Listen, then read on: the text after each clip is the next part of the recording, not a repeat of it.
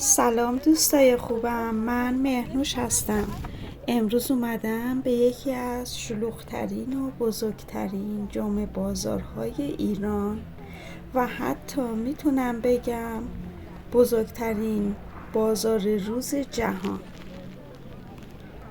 این بازار روز جمعه بازار پروانه یا پارکینگ پروانه شهرت داره. حالا میخوام از تاریخچه این جمعه بازار براتون بگم. لطفاً با لایک و سابسکرایب از من حمایت کنید تا با بقیه ویدیو همراه من باشید. با هم گشتی میزنیم و بعد توضیحات لازم رو بهتون میدم. برای فیزیش بره این داستان اگه میخوای با یه دونه ورشگشی من یه بسته بگیرم نه درکشو نداشتی نه اگر یه ها دیدید من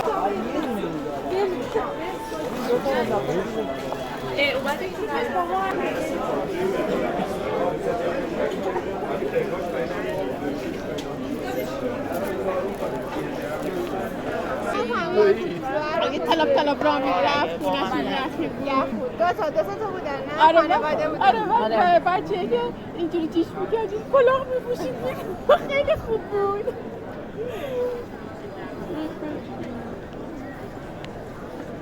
این جمعه بازار که از سال 1380 شروع به کار کرد و بازاری بود برای اجناس دست دوم و خرده ریز و لوازمی که شاید هیچ جا پیدا نمیشه و از ته انباری‌های مردم جمع آوری شده بود. تا سال 1398 این جمعه بازار در خیابان جمهوری روبروی ساختمان پلاسکو و در پارکینگ طبقاتی پروانه برگزار می شد.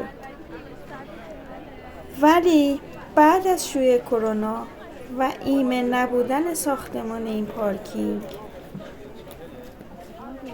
تا مدتی این جمعه بازار تعطیل شد و بعد از کرونا این بازار به تپه‌های عباس‌آباد منتقل شد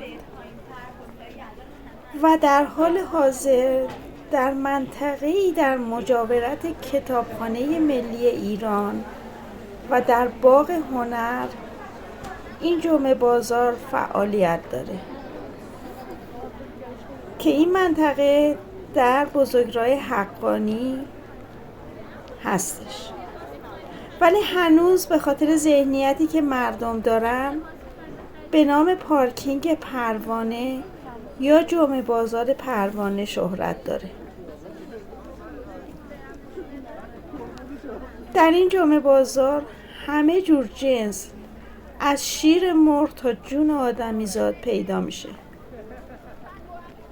حتما پیشنهاد میکنم از این بازار روز جالب و دیدنی بازدید کنید و فقط یادتون باشه جمعه ها ازدحام زیادی در این منطقه است و حتما قبل از ساعت 10 صبح به این مکان برید، چون بعد از ساعت 10 ترافیک شدیدی میشه و جای پارک ماشین به سختی گیر میاد. خب دوستان وقتتون رو نمیگیرم و با هم ویدیو رو ببینیم و امیدوارم لذت ببرید. با من همراه باشین. دوستتون دارم. اینم ادامه ویدیو. خانم یاسمن ما خیلی خوب بود.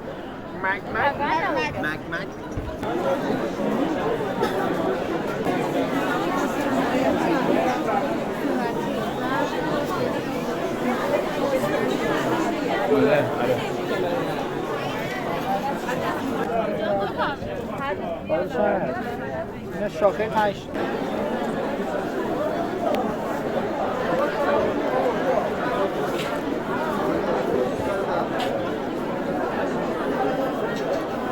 100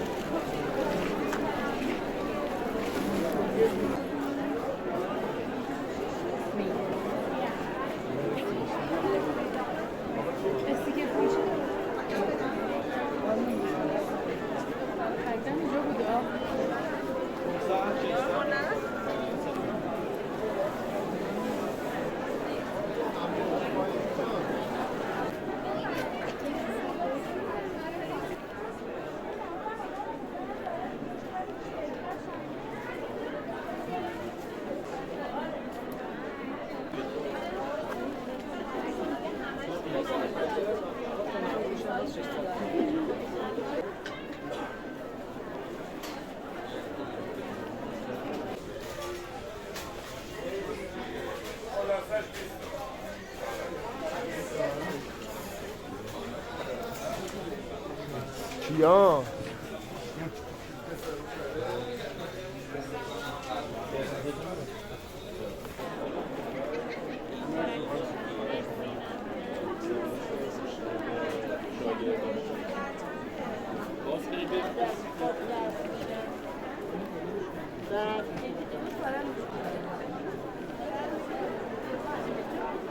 چیز دیگه میگی؟